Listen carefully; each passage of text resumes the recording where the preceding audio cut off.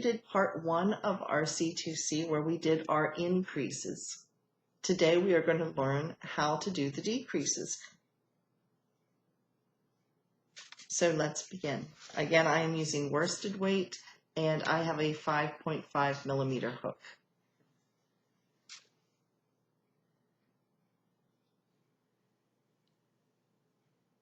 Now to do the decrease, this is going to be my outside edge of, if this was going to be say a coaster, or if it was in a larger form, an afghan, this is going to be this outside edge. But somehow I need to get this yarn over to here.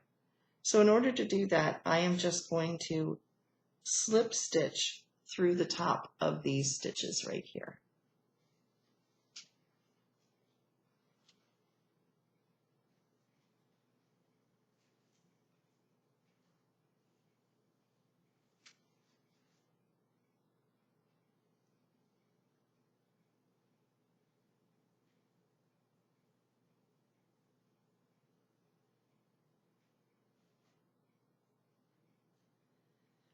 Okay, I have now moved my yarn so that it is at the edge of the stitch, because like I said, this is going to be the outside edge. Just like these are outside edges, this is the outside edge of the decrease.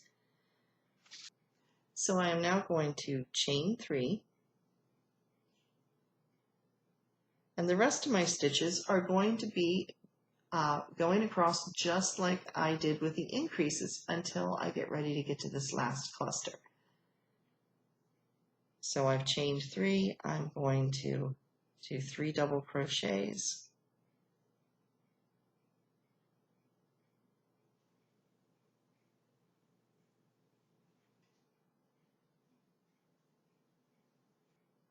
I'm going to join into the loop or buttonhole, just like I did the increases last week, and do a slip stitch so it fastens these stitches together, or the clusters together. Chain 3, 3 double crochet,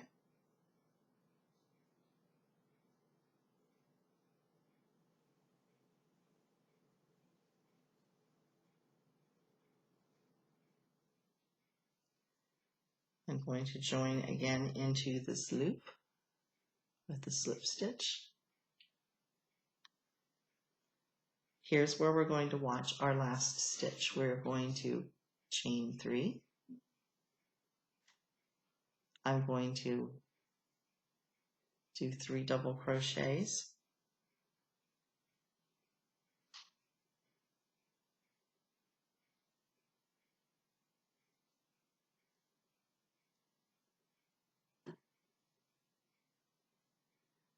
I'm going to join to this last loop here to join the clusters.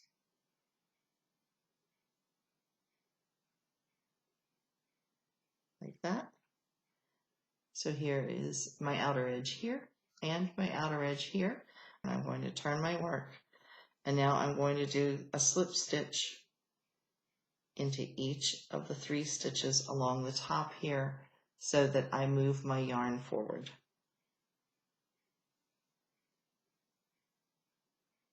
I think it also doing the slip stitches gives you a little bit more uniform edge here, so it's not kind of wobbly.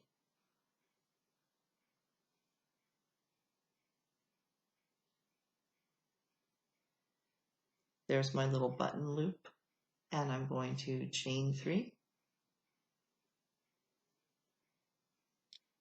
3 double crochets into that loop.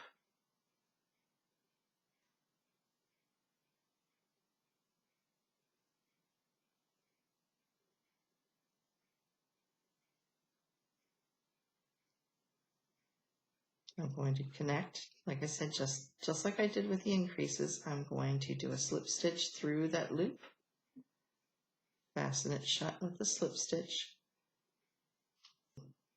3 chain stitches, and here is this last cluster here. So I'm going to do 3 double crochets in this loop.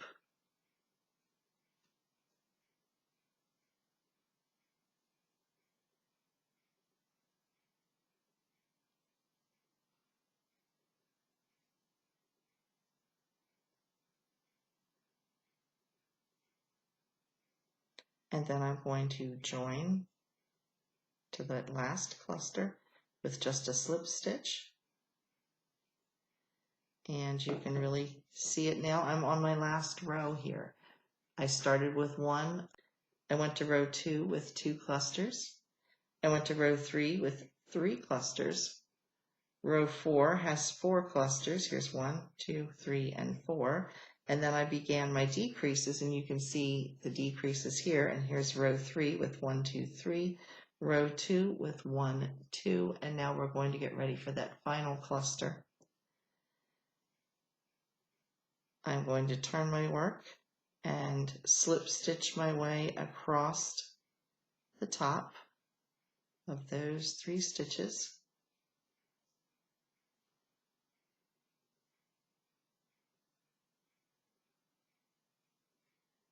And the last cluster, I'm going to chain 3,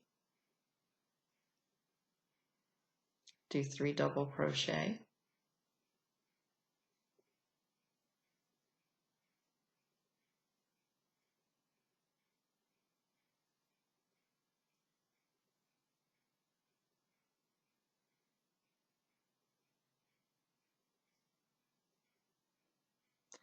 and then I'm going to join the last time with a slip stitch, and there you can see it.